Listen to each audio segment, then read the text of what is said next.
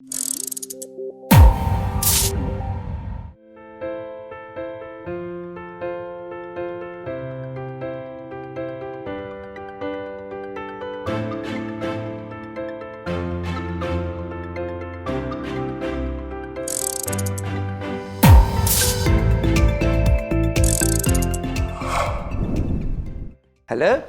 Today, I'm delighted to host two of the most successful American executives, and actually tech executives, Nancy Heinen and Carlo Mills.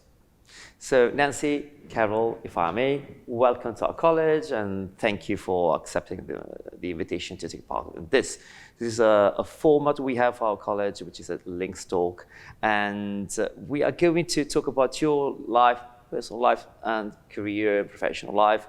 And we are looking for some suggestions also for our students and for students who are approaching a career, a professional life.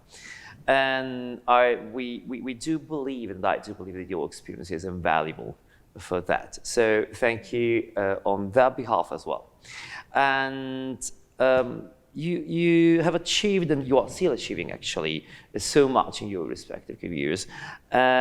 And for this, you are surprisingly well known in the United States. But I reckon that a brief introduction might help the Italian public to fully appreciate your personal and professional achievements, if you don't mind. So I'll start with a very quick introduction. Please feel free to interrupt me as you please. Nancy, I thought actually you were born and raised in California because you live in Portola Valley, you graduated from Berkeley.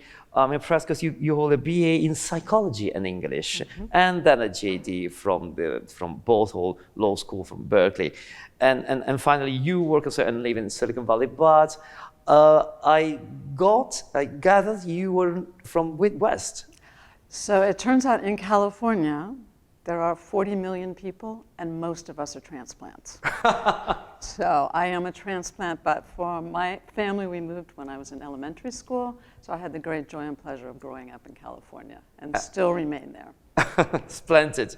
And in California, you also started your career because you were crucial in the growth of Apple, where you worked between September 1997 and May 2006.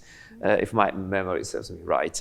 And actually, to be accurate, you were senior vice president and general counsel at the time of Steve Jobs. And you previously worked with Steve Jobs as general counsel at Next Software, which was founded by Mr. Jobs and then acquired by Apple. Is that correct? And currently you serve as a board member for Verb and the Silicon Valley Social Venture Fund as well. And in addition to this, when you left Apple, you became engaged in a number of philanthropic organizations. And today you also serve on the board of directors of several companies. And allow me to mention this, because I quite like it. You are on the advisory board of the University of California, Berkeley Center for Law and Business. That's pretty a lot, actually. And Carol, you work and living in Golden State too, and you were also, and you a transplant. I mean, you moved to California as well. You are a prominent board member as well. But I know this, you were born in Wisconsin because you disclosed it during a dinner we had. And you hold a BA in economics from Dartmouth and Smith colleges and an MBA from Harvard. But just after Harvard, you were hired as a product manager by HP in Cupertino. And I believe that's when you moved, and why you moved to California. Yes. And then you never left, actually. So it must be a great place. So I'm planning to move there after Penny shared, and she convinced me, she told me into. I mean, later you served as CEO at Acta for 4 years. Secondly, you were also Vice President and General Manager at Juniper Networks, not to mention the experiences on the boards of Adobe System for 13 years, and TechLec and Blue Coat System, and now you are a director at Zynga in a very particular situation moment, which is quite interesting. We're going to touch upon this later. So in a few words, two astonishing careers, also two privileged standpoints from which enlighten us on some of the most significant debates that are currently engaging managers, corporate lawyers, journalists, and broadly speaking, the general public. So shall we start with some question on your personal stories first, and then we go there. Nancy, did you choose to become a lawyer? Carol, why did you join HP when you graduated from Harvard? I mean, what was your idea behind that choice? Because I think that was not the only option you had, and unsurprisingly, actually. So, Nancy. I think the practice of law allows you to be incredibly creative in problem solving, and able to bring in multiple parties with an objective you agree upon, and figuring out what are the obstacles, what are the opportunities, and forming that sort of perfect jigsaw puzzle in which you can make a strong company, you can make a strong acquisition, you can create a path forward. And I have always loved the problem solving and loved engaging with other experts, the product marketing, the development people, in order to create those great objectives. And law was a particular lens that I think you can bring a rigor that is particular to law, because you do have that special training in order to really anticipate and prepare for instances that the business people may not care for. So I love that problem solving, and I love reaching the objectives, and it's been a joyful career. So, solved it. You convinced me already. Yeah. And that's why we do corporate law, and we adore it. I must say, probably there are the same reasons we are trying to pass on our students when we do the corporate law program, and we do the American corporate law program as well. So thank you for selling this. I'm going to use this. Nancy. Nancy, why HP and why the tech industry after Harvard? Well, after my undergraduate school, I had taken a number of technology courses at Dartmouth. And so my job in between undergraduate and graduate school was as a software engineer. And so I was actually at the first software company to ever go public. Before that, it was seen as, when you're a software company, all your talent leaves the building at night, all of your secrets, et cetera. So it was very unclear whether there was any value in a software company. So I was at the first IPO, and I had options, and they paid for business school.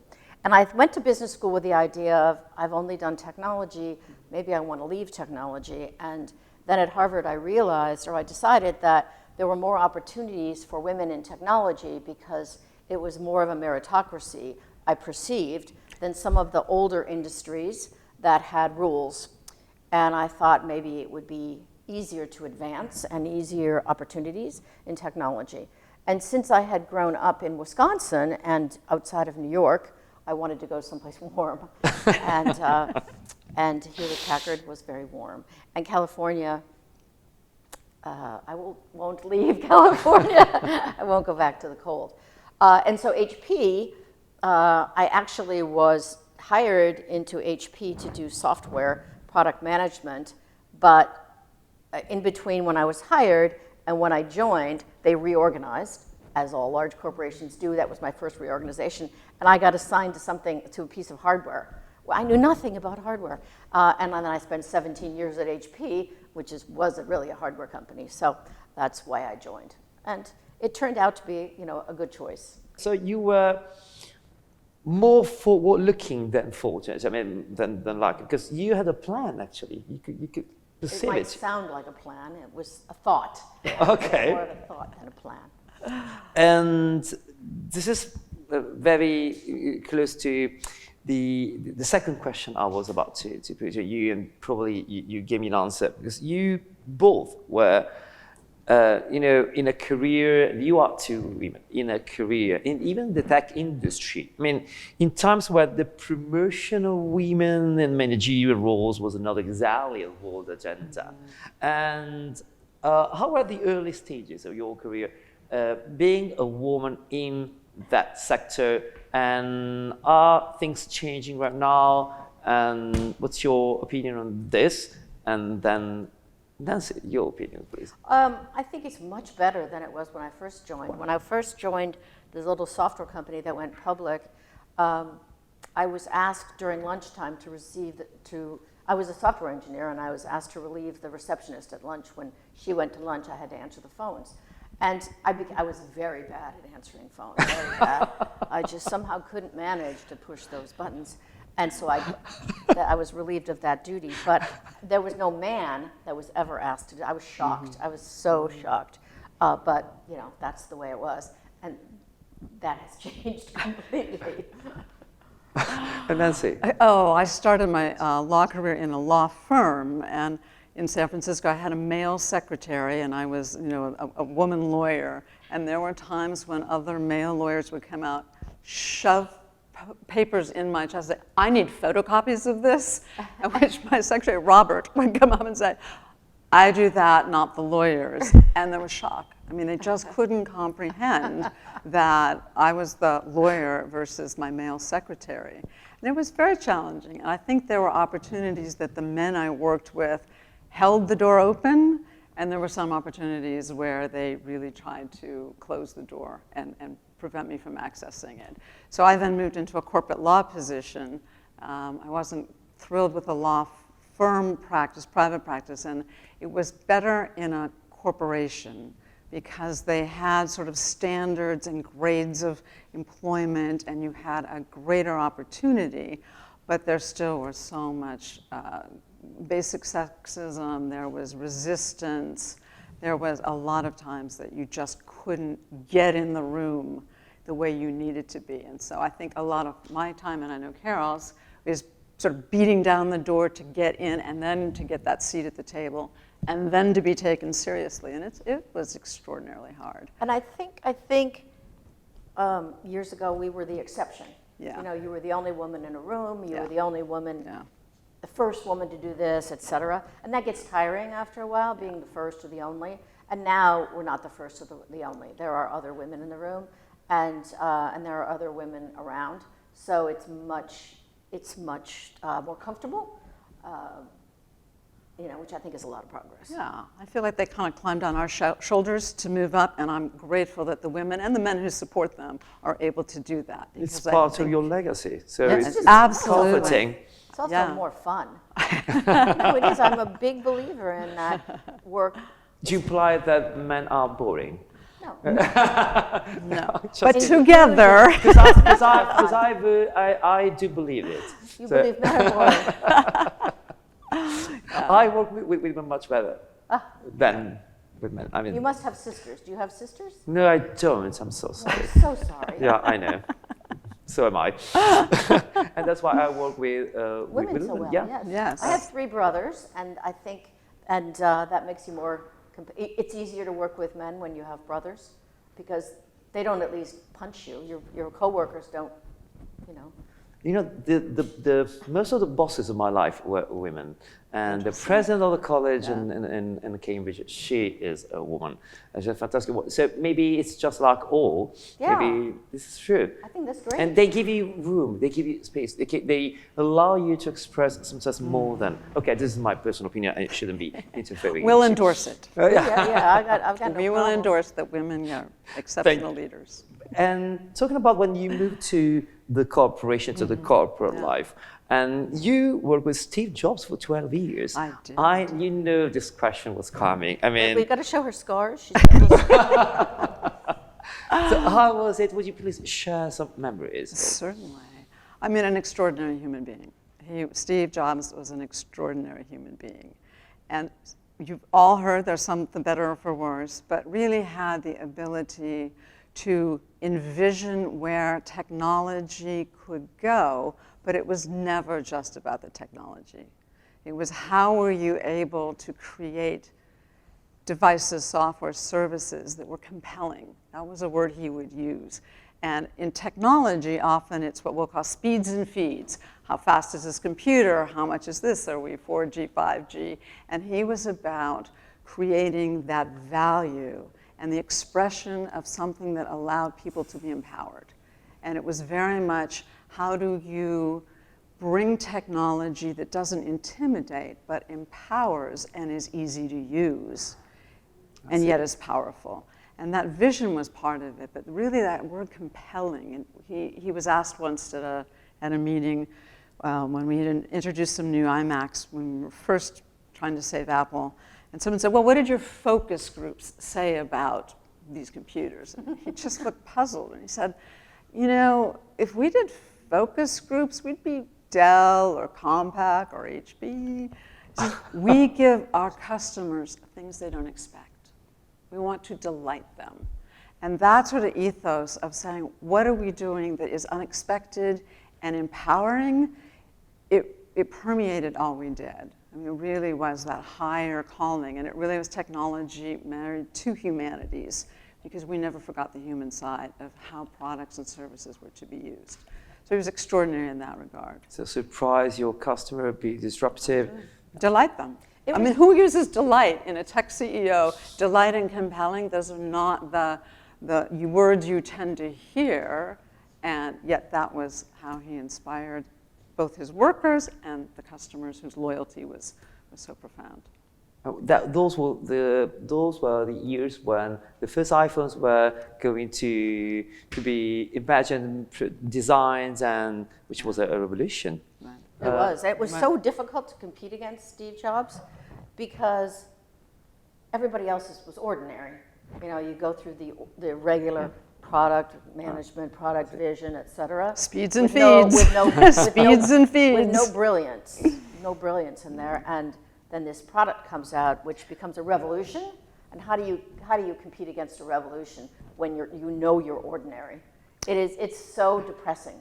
It really is. Really depressing. Well, yes. But we knew. So I changed to a different kind of computing. Yeah. And the other thing that I think was particularly a strength of Steve that I carried with and all in is focus, focus, focus.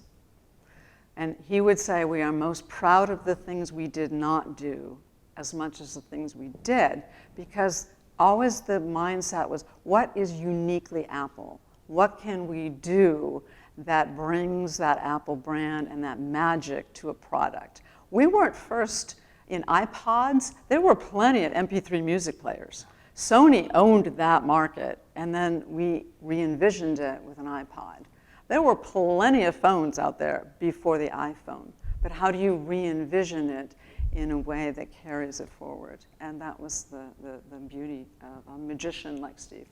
And he could really get people to walk through walls, was our expression, to make these things happen from an engineering, from a marketing, from a sales perspective. And if I may, Yeah. how has Apple changed since you left the corporation, the company? Well, it's an iPhone company now that sells computers too. They have always focused, and I adore Tim Cook. He is an operational wizard. There is no one that is better at that. And in the struggling days of Apple, when we brought Tim in as our operations guy, he would set targets. We tried to figure out at Apple, we weren't manufacturing fast enough, we weren't converting our cash cycles fast enough. And we said, who's best at this? And Tim Cook said, Dell is the best in just-in-time manufacturing. And we put a bullseye on the wall and said, we're gonna be better than Dell. And Tim was able to drive teams that could do that. And then he expanded it to sales, and he expanded it to all. So, but it really is fundamentally an iPhone company at this point that happens to have some amazing products and services. Broadly speaking, the tech industry is probably the most promising industry of the economy and the most disruptive, and we are all quite fascinated by it. Artificial intelligence, blockchain, they're already changing our world. But in your opinion, Carol, what are the benefits and the risks of technological innovation? Well, at least those that are just around the corner, because I don't think we can think of 20, 30, 40 years, but 10 years? I think it's really hard to predict. I think it's some of it speeds and feeds, right? Things are going to get faster, bigger, et cetera, et cetera. But then there's always that spark of innovation that comes through by a few geniuses that change things. Now, I think blockchain is a revolutionary. Yeah. There's quantum computing, which we've been talking about, which is going to change everything. There are innovations in cyber, which are interesting. The whole metaverse with gaming, because I see in that with Zynga, it's going to revolutionize the way people play together and interact. And I think that the pandemic I'm waiting for innovation that is spurred by people being forced to be apart. And I thought more would happen in gaming, but it hasn't, but I'm expecting it to, of people far apart but being part of a whole, like in a social sense in gaming, but I guess we have to wait for that. But that's what keeps us engaged. Living in Silicon Valley is special, but I think engaged in really all of those technologies because it's never static. It changes every single day. There's an innovation or something that you need to pay attention to. I was doing one of the things that I do, and I know it's in France, so I apologize, is Harvard has a competition for startups. And one of the most intriguing ones that I've been involved with is a fabric that has antibacterial properties. So the fabric itself, and they were originally doing it for sport uniforms so they wouldn't smell. But with pandemic, it's like a whole new market. So it's those sorts of things just fascinate me. I think it's amazing. It's amazing. And what do you think the regulator should do to sustain innovation and curb the risks deriving from it, Nancy? I mean, part of sustaining innovation is allowing people to take risks, but also knowing if you're in a corporation that there is the capital to support this risk-taking and trying to engender, we used to say, how can we make sure our engineers could leap as high as they can to reach the stars? It's because they had a safety net. So how do you make sure that there is the ability that failure is, as we often say, I won't say it's fine because you can have costs, but failure is an option to allowing things to progress. And that mindset is, I find, unique to Silicon Valley. Obviously, they're trying to replicate it in areas, but that sense of being able to leap as high as you can and be challenged and be in an environment in which the intellectual capacity is rich, in which the thought process is, in which people move companies. Oh, constantly. They move, that movement is one of the things they have studied to say, as people move around, ideas tend to well up and be great. So. But keeping talent, when you're in a company, keeping talent in that kind of environment is very difficult. Yeah. It's a combination of culture, it's a combination of pay, it's a combination of fun, and access to technology or access to and providing them with a vision. Yes, inspiring them. Inspiring them. Yeah, yes. Inspiring them is super important. And I think that's where the values of a corporation become more important because there is the inspiration and there's sort of the mission, but what are the values and how are those embodied in work and how you promote? How do you get more women in? They have to know that there will be a promotion path, that there will be investments in them. How do you get underrepresented people into the workforce? You have to consciously dedicate resources and provide them with the ability to develop themselves, to move forward, to get either mentors, peer, whatever it is, the support they need. And the talent battle is fierce. And it will be global, I think, there's no question. China is recruiting a lot of engineers out of the United States to go back because they want to keep boosting their economy as well. And the investment. Other places will similarly. So. I do believe that sometimes, especially regulators, they seldom drive innovation, they usually chase it. And that's why companies in the tech industry, they have the duty to drive change, to drive innovation. That's why what happens in these corporations is crucial for everybody, for the world we're going to live in 10 years. And more than, I wouldn't expect the legislature to do something interesting on that before they got it, they acquire the knowledge, and then they come up with the idea on how to regulate without slowing it down. So I do believe that companies and that role is massively important in the innovation and the tech industry. And especially in some specific and delicate moments, like the one you are living right now, Zinga, because I know that you are in the middle of being acquired for 12.7 billion. I mean, that was really, really newsworthy for 2 days until Microsoft announced an acquisition of Activision for 69 billion. Yeah. So we had 2 days of really exciting headlines and news, and then it just got. But still, Yes. It's a big acquisition, Yeah. and I'm not asking you to reveal the behind the scenes, details. Actually, I would, but I know you. Okay, I do that away and. Yeah, of course. And we want to keep you here in Rome. That would be a strategy. There you go. That could be a strategy, but Because I'll be her lawyer. Yeah, correct. That's right. I got my lawyer with me. But how is the corporate life during a large transaction like that? Because our students, when we do M&A, and we teach them the acquisition techniques, but they cannot perceive the experience, the corporate life in those moments. They are hectic, but also very fascinating and exciting. Well, the first phase that you go through when you're in an acquisition is not really believing it's real, right? Because you're not really, it depends. If you're on the market and you're actively marketing yourself, then you know what's going on. But when it's an unsolicited bid, then you need to make sure that it's real. What are the motivations, and really talking that through, and talking it through not only as the management team of the company, but also the whole board and everybody's experiences with it. But then when the offer is accepted, there's a long time between the acceptance of the offer and the closing. And during that time, the company has to behave as if nothing has changed. And that, I think, is the hardest thing on the management team. We call it, behaving as if the company were continuing. And it's almost like having to have two brains. You have one brain that is worried about exactly what would be happening if the transaction were not happening. And then you have the other brain worrying about your own future, right? What's going to happen if you're part of the management team? What is your job going to be? And also, what's the combined entity? And for a lot of people in finance and in the administrative roles, in the legal roles in finance and in human resources, their jobs will be redundant, but they have to continue working just as hard as they did. That is extremely difficult. And then you also have to remember that the deal, it's not done till it's done. It's not done until it closes.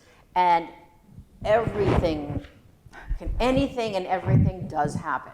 And you just have to be prepared for that, which is why you've got to have that as if running. So it's a difficult time, and it lasts forever. You've got, it just seems like it lasts forever. And you've got like a calendar of 29 days, 28 days, those sorts of things. So. What's the most important skill to possess in those moments, in that context, Nancy? Trying to stay objective and engaged and parallel paths, because you are doing the what if. Do you agree, Carol? Yeah, I was going to say experience helps. Having helps. seen bad things helps. Yeah, if you have an immature executive management team, then it can be because they haven't been through it before. And it's a unique beast. A large acquisition that has to go through the regulatory approval is kind of unique, although we're seeing, certainly in the US, much more activity under the Biden administration in trying to ramp up looking at technology acquisitions, because there was a sense, certainly in the US, that the tech companies are too big and that maybe they allowed some things to go through that should not have. So there's a heightened regulatory scrutiny, and you have, the CEOs just want to get it done. They're already, because they are envisioning what the future is. The reason they're combining the companies is because they see something better. So they're moving that way and trying, certainly as a general counsel, to try and sort of hold back the horses, racing. And the board, an experienced board, is incredibly important at that stage to help calibrate things. So. And then we were talking about retention of talent. Yeah. The minute you see a company being acquired by somebody else. Oh, the recruiters are on them. Every Every recruiter recruiter goes after. right things. Yeah, Absolutely. and anyone, not just the functions that might be redundant, everyone. but the people that might be dissatisfied, they might have questions, and so it's a very dynamic period. It's a free-for-all. It's a very dynamic period. The skill of communicating constantly with employees, the CEO, and really everybody down the management team, of constant communication and vision and enthusiasm and all those things. That's where culture and what you've established as a culture, you really rely on that, because you can't invent it after the fact. No. You have to have built it all along with the idea that it's going to be tested. And during these times, that culture and that goodwill that you've built up really gets tested. Yeah. And it can be fun, but it can be horrific. Well, you make it sound very, very exciting. I'm sure there are a lot of all-nighters. I guess, but the point that probably is making them feel part of it, your employees, people working with you, your team. Yeah, I can see it. I can see that. The more they feel part of it, the better it goes, for sure. Mm-hmm. Either way, in any direction that it goes, the better off you are by communicating and constantly making people part of the process. By the way, you work in the different sectors of the tech industry: hardware, software, cybersecurity, entertainment. And what's the difference? And what's the most fascinating one? Well, the reason why I've been in so many is because when I started doing board work, I did not want to do anything that I had done before. I didn't want to be in the same industries that I had been before, so I've deliberately sought out board positions that are in different industries. And it's always a mad scramble when you join a new piece to learn the technology and the market and the history and the people and all of those things. I found the most difficult one to be telecom, because it's kind of a closed world, with a lot of history, and I found that to be the most difficult one. So both Tekelec and Juniper were Juniper was a combination of networking and telecom. So, but there's so much innovation in all of them. It just depends. Sometimes there's a big cycle, like in hardware, there'll be a big cycle of innovation, and then it'll be kind of steady state for a while, and there'll be another peak. And that's true. The big change in software was moving to software as a service, and that's kind of now, reached its, and something will come along. Cyber is always crazy. Cyber is scary. Cyber is the most scary thing, because you now have ransomware as a service. Ransomware as a service. The dark web, all of those things. There's evil. There is so much evil really in that part. So that's actually the scary part. And with gaming, entertainment, there's kind of two different sectors. There's what they call the serious gaming, which is console, and then there's the lightweight gaming, which is mobile gaming, which is Zynga's in the lightweight. So the big guys think that mobile gaming is just they're not really technology, but it all changes. It's really to me, it's just really fun. It's just so interesting to all of the changes. So I can't really say one is more interesting than the other. Although storage, I've never liked storage. Yeah, I bet so.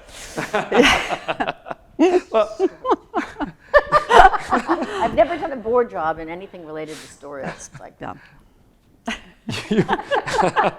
for good reason. It's like cabinets. It's like.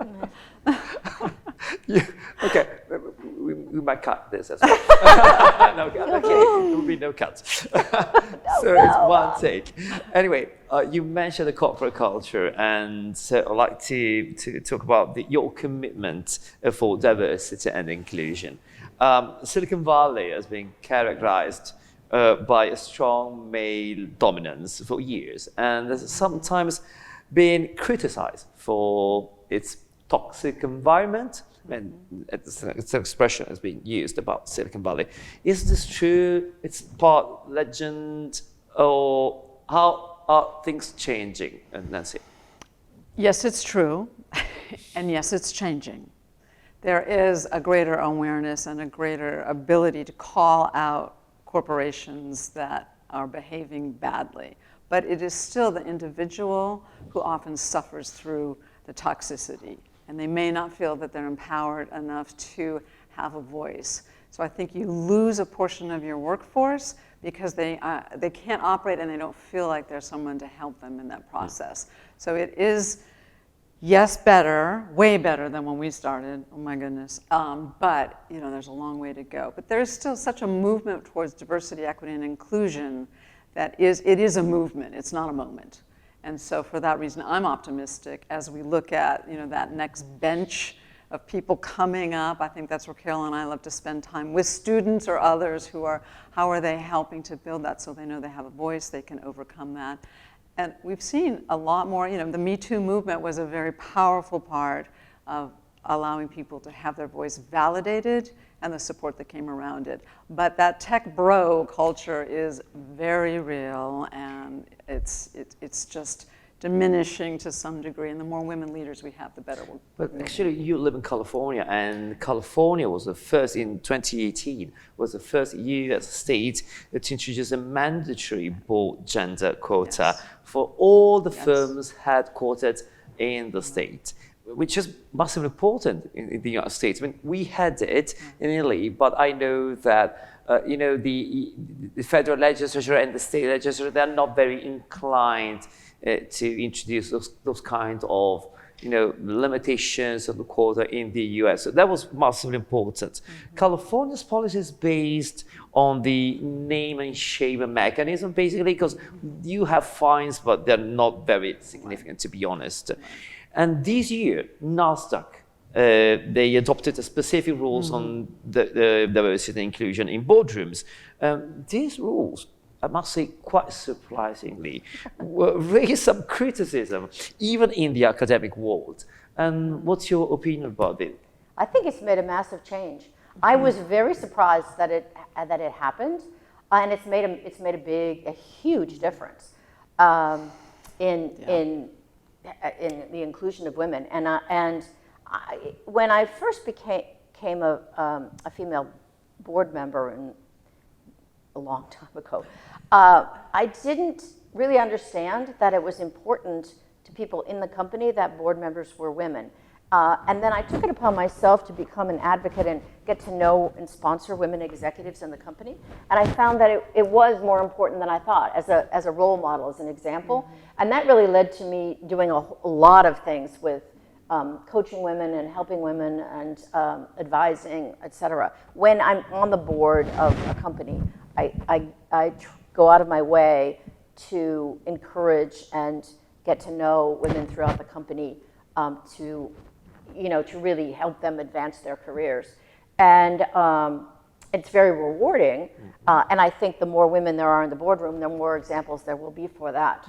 So I think we've had a lot of debate on that, but I think it's a good thing. I don't know if other states will follow it, but eventually, New York, I guess. You usually say, as California goes, so goes the nation.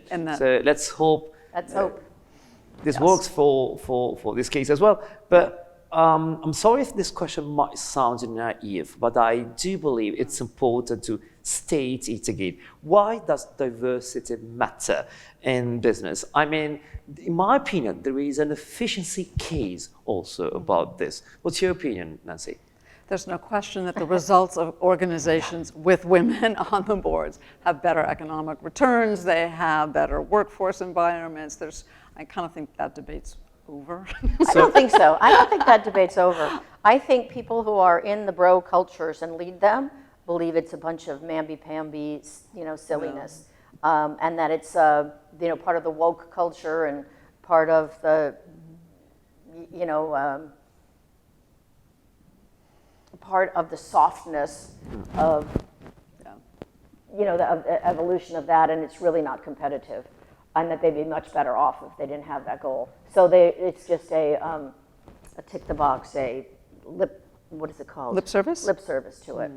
So I don't think it's over. I think I think the game's on, and I think we're going to win. Would you mention a couple of specific strategies, legal strategies, you would promote or you are promoting? You are inspiring students, which is basically the most important thing, because if they believe they can break the glass ceiling, there's going to be a lot of people trying to, and it will be hard to resist. probably. But anything else? Yeah, I mean, there are intentional networks, there are intentional programs that really embrace the skills that often need to be in the boardroom, be present in order to just to allow them to be more experienced and more fluent. And that's a big part of it. You've got to build all the legs of the stool. One is to inspire ambition. I think it takes, as Carol said, it takes someone being on a board before you can say, I might be on a board. So to the extent they have the role models that are available to them, or at least highlighted things. And then you really have to have a board that's willing to not just make lip service to it. So you have several legs of the stool.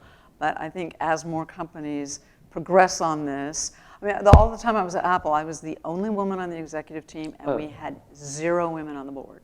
The entire time I was there. I was it. Mm-hmm. I think a lot of women... That was not that long ago. I was it. Yeah. I think a lot of women, I think it's a weakness to ask for help.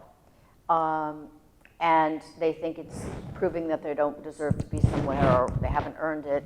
And that men are easier, it seems to be easier, they do it more of having closer colleagues at work and having, like buddies at work, and then having acquaintances, business acquaintances, colleagues, clubs of colleagues, and women don't do that as well. They have really good friends outside of work, but they don't have colleagues and close colleagues inside of work, a network of both women and men that can really help them advance and tell them, just share information. And they should, it's called, women have very deep networks, deep social networks, but not very broad, and men are better at broad. And women need to get better at broad so that they get that support. And I think that's true, if I look back, I think that's true of myself, of having strong relationships outside of work, but having too shallow of ones inside of work and not asking for help enough. And it would have been much better. So. We have things like at UC Berkeley, at Berkeley Law, we have a business law program, and we align the first and second year women lawyers, or students, with people in the profession. And so I think there is a lot more intentionality and a lot more programmatic efforts to make sure that they feel that there's an avenue, so they're seeing the role model. So I'm more optimistic than you are, that there is progress, and it's programmatic. It's embedded in systems. I can see that, but do you know that, I'm not going to mention them, but that some commentators arguing that the justification for the pay gap between men and women, and one of those justifications being that women are more condescending during that career. I mean, I've heard it, I'm not kidding. I'm not going to mention, I'm not going with that, because I think they're just looking for some attention. Right. But, but you know that, maybe you even know what I'm talking about. But what's your suggestion for young women who are about to undertake a managerial career? Carol, Nancy. Well, you have to develop your expertise first. First, you have to know how to do your job, but that's important. But in that, find the strengths that you have and understand where the weaknesses are and look for ways to fill that gap. If you go into a corporation as opposed to a law firm and you don't understand the finances, you need to figure out how the financial accounting works. One of the reasons I've been long involved at Berkeley Law and the Berkeley Center for Law and Business is to have more multidisciplinary exposure of the business and the law students so that they understand and come to the workforce more enabled to really thrive in that environment because they have greater points of reference of how a corporation works or how a nonprofit might work or a social enterprise. So you have to develop that. But then I always find that looking for those people who excel, and I found they were mainly male mentors. I wouldn't even say mentors. They were people I'm like, he negotiates IP licensing better than anyone, and I would figure out what it was and see how I could acquire that secret sauce. Or someone who was just a contract negotiator, like what was it? And it's that a constant learning and then enhancing your skills, but you have to be willing to take risks too. And I find often that the risk profile can diminish if you become, too concerned. And so I think developing the risk muscle is an important part for women who want to be ambitious and successful. I think that in talking about the law and lawyers in business, the most important quality, obviously they have to understand the law and the basics of, not the basics, but competence first. That's the competence first. But the lawyers that understand the business, not just in general, but the specific business that you're in, the critical drivers, the cost drivers, all of the things that make the business important, the strategic elements. The ones that understand that are really your partner. And what you want, as a business person, what I wanted is my lawyer to be my partner. I did not want them to be off to the side. I wanted them to be right there in all of the decisions and offer the legal framework, but be beyond that. And those are the most valuable ones. And I'm sure I didn't work with Nancy, but that has to be what she did in her job, or Steve would never have kept her around for 12. That sounds bad, kept her around.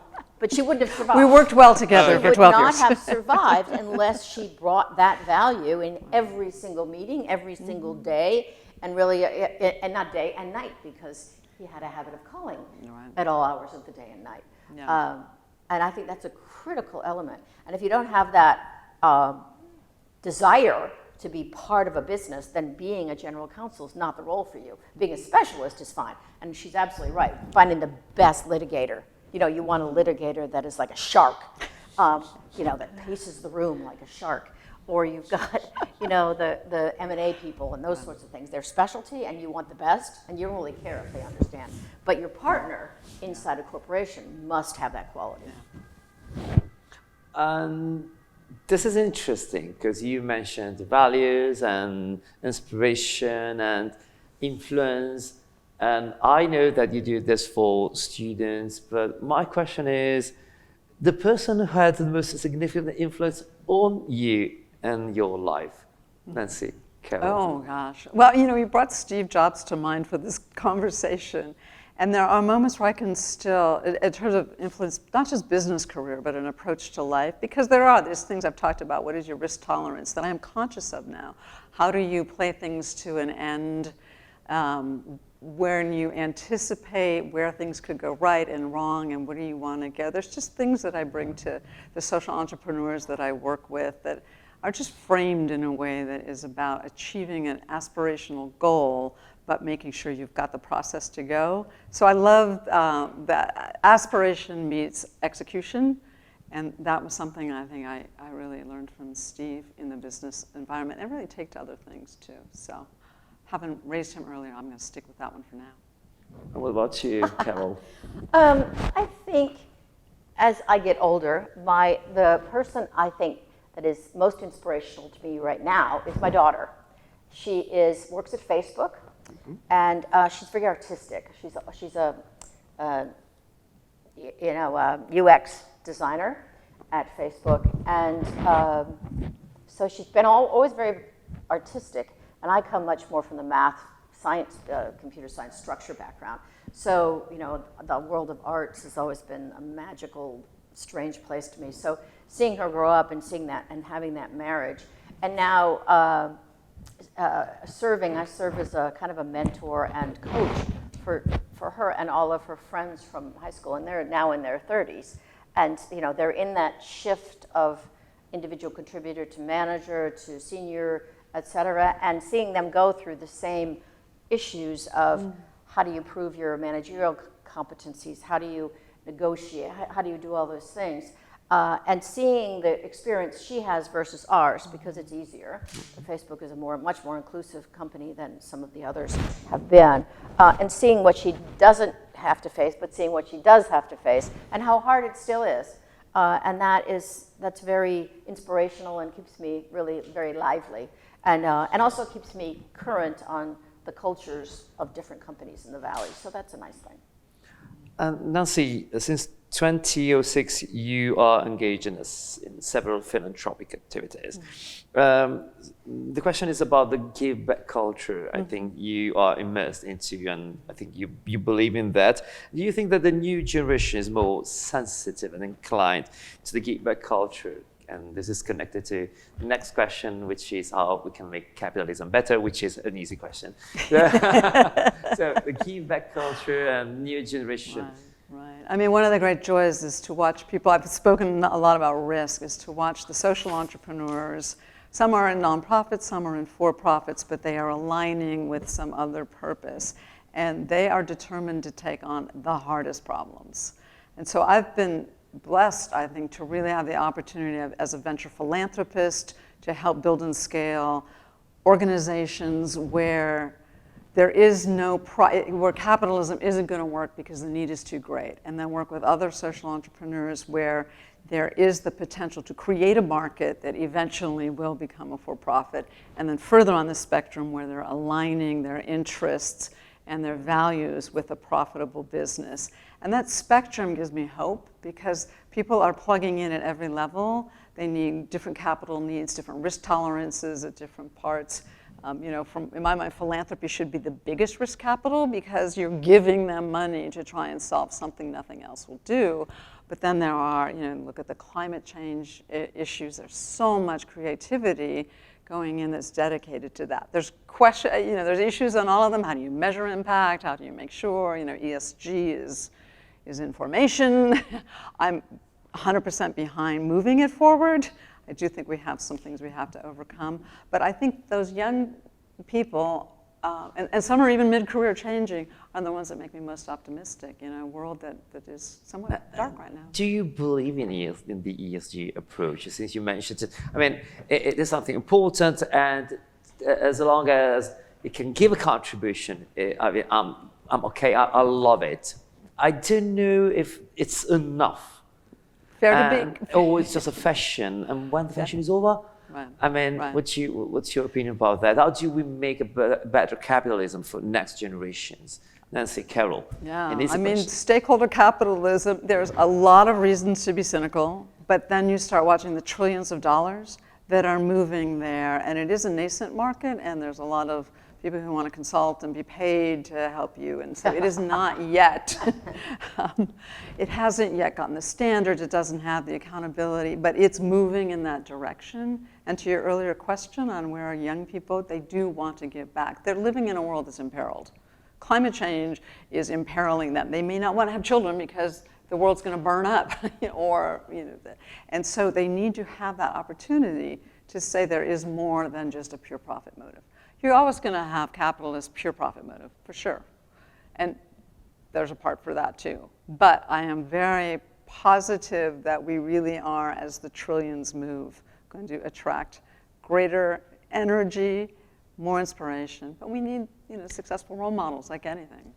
You have to have successful models of things that people can aspire. Well, the fact that we are discussing about how to reduce externalities, reduce about capitalism, it's already something. Now, I don't know if we can address that with stakeholder capitalism and stakeholderism, if it's just generating a new corporate purpose, just creating confusion, or it's a way for managers to justify a bad decision or mismanagement even. I don't know, this is a very large debate. That I haven't seen. I haven't seen somebody trying to justify a bad decision. Oh yeah, that really? Well, I'm doing this for the community. I'm not doing for the shareholder value. I'm doing this for other reasons. I mean, saving the pandas. As a litigator, I would try as a defense for my clients. I mean, well, and there is a very, to your sort of checkbox approach in many corporations. They put up an ESG report, but they have no significant investment in it. It's run by the marketing department or something. It's not anything they're committed to. But I think there's a truth-seeking capacity in young people because there's more information and there's greater transparency that is going to allow them to make the choices of where they want to spend their time in their careers. But I think you said something earlier, name and shame. I think there is a huge power to name and shame, especially with social media, because things that you should be embarrassed about are now broadcast around the world instantaneously. And so sometimes it's silly things that get broadcast, but sometimes it's very fundamental, and it causes huge movements, away from your company or towards your company, and it's more powerful than fines, I think. So do you think that's enough to keep corporations on tracks and a good track? start. You sort of waver. I'm like, there's a cynical side. There's no recipe, it's a combination. But I think measuring and reporting on things that are important gives the visibility to what you're doing. So yes, I do, because it creates more visibility on practices. So regulating the ESG disclosure was a good point. Yeah, I think the FCC's focus on that right now is requiring companies to take, but we all know when the compensation committee reports started being out, it was like, and you put them. And now I do think that focus, and I do think it goes to talent acquisition as well and retention. There is a group that really powerful. So I think the focus is going to be important for clarifying how we're going to measure, how we're going to report, and how much capital is going to be moving there, and what the results are of corporations that embrace it. Before concluding our talk, and thank you again, a more personal question. Carol, your plans for the future, dreams in the drawer? I dream of coming back to Rome again. Oh, well, so well said. But it's true. Thank you.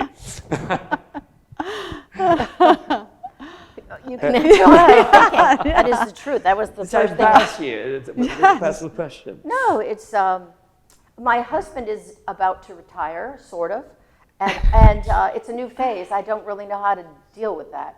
So it's figuring that out is, I think, an important phase of how do you figure out the next stage. And I don't know. I don't know the answer, but it's fun. Whatever it'll be, it will be fun. Great answer. And I think for me, investing in the young leaders of tomorrow is the part that just, it's what gets me energized. Because it's hard not to be a little discouraged by the state of the world right now. Living in America it's challenging.